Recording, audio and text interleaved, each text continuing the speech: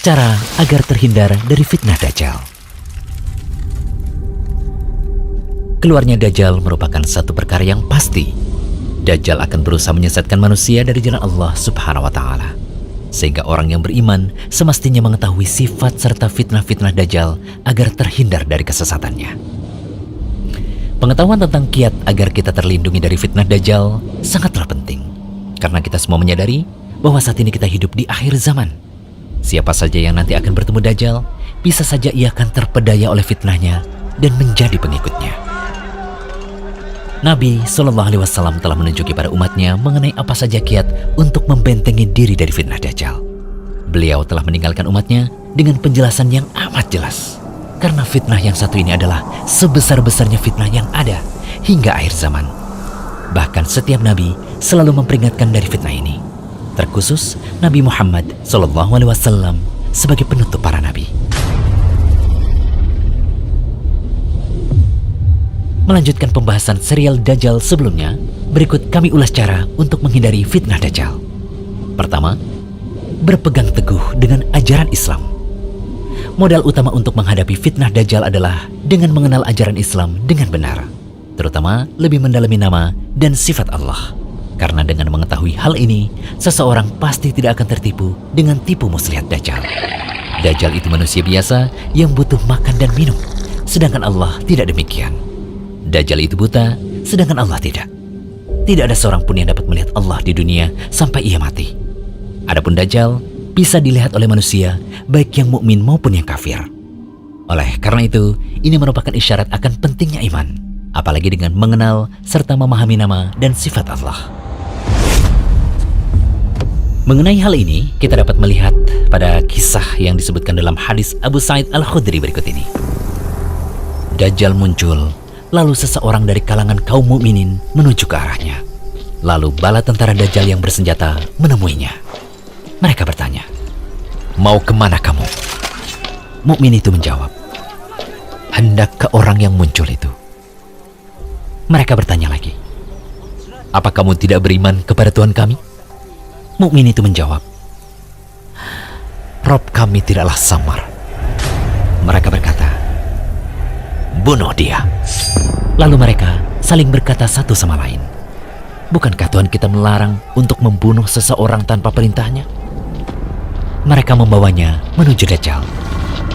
Saat orang mukmin melihatnya, ia berkata, "Wahai sekalian manusia, inilah Dajjal yang disebut oleh Rasulullah SAW." Lalu Dajjal memerintahkan orang itu untuk dibelah. Ia berkata, "Ambil dan belahlah dia." Lalu punggung dan perutnya pun dipenuhi pukulan.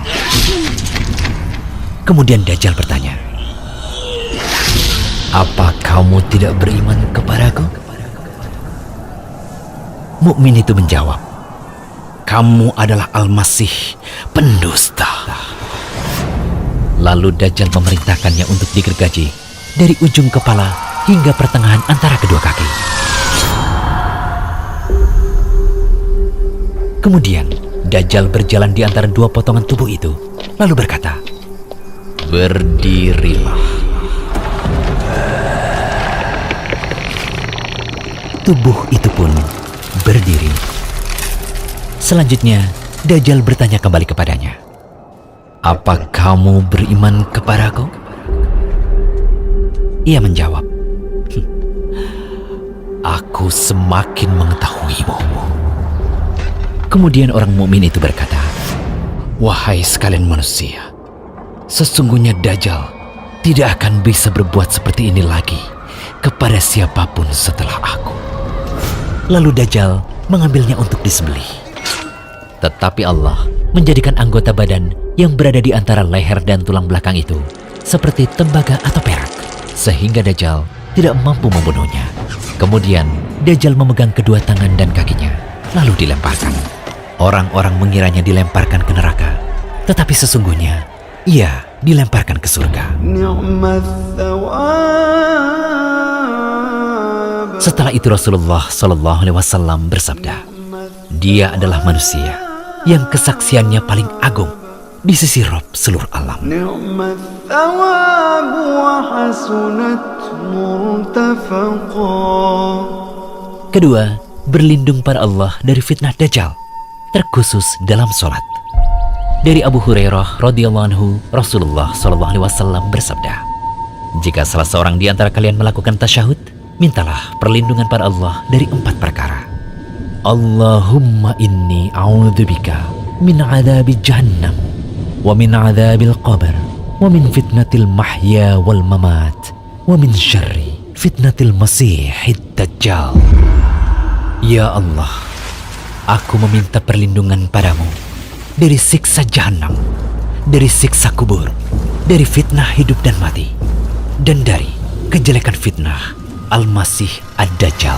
Alhamdulillahilladzi anzala ala abdihil kitab wa lam yaj'al lahu 'iwaja. Ketiga, menghafal surat Al-Kahfi. Nabi SAW telah memerintahkan untuk membaca awal-awal surat Al-Kahfi agar terlindungi dari fitnah Dajjal. Dalam riwayat lain disebutkan akhir-akhir surat Al-Kahfi yang dibaca. Intinya surat Al-Kahfi yang dibaca bisa awal atau akhir surah. Dan tentu yang lebih sempurna adalah menghafal seluruh ayat dari surah tersebut. Dari Abu Darda, ia berkata bahwa Nabi SAW bersabda, barang siapa menghafal 10 ayat pertama dari surat Al-Kahfi, maka ia akan terlindungi dari fitnah Dajjal. Hadis riwayat Muslim. Dari An-Nawas bin Sam'an, ia berkata bahwa Rasulullah SAW bersabda, barang siapa di antara kalian mendapati zamannya Dajjal, bacalah awal-awal surat Al-Kahfi. Hadis riwayat Muslim. Dalam hadis lain juga disebutkan dari Abu Darda, ia berkata bahwa Nabi SAW bersabda, barang siapa membaca 10 ayat terakhir dari surat Al-Kahfi, maka ia akan terlindungi dari fitnah Dajjal.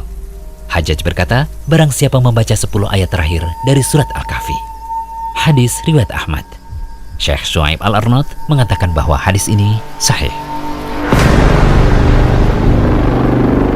Imam Nawawi rahimahullah berkata, kenapa yang dianjurkan untuk dibaca adalah surat Al-Kahfi?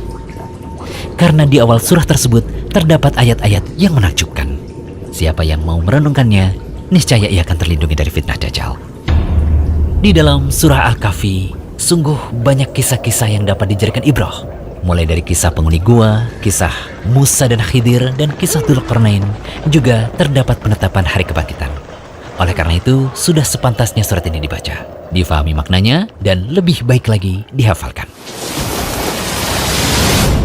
Keempat, menjauh dari Dajjal. Saat Dajjal keluar, jangan sesekali mencoba mendekat. Meski kita memandang ilmu dan iman sudah dirasa cukup. Karena bisa jadi seseorang menyangka bahwa ia memiliki iman yang kokoh, namun ia terperangkap syubhat Dajjal.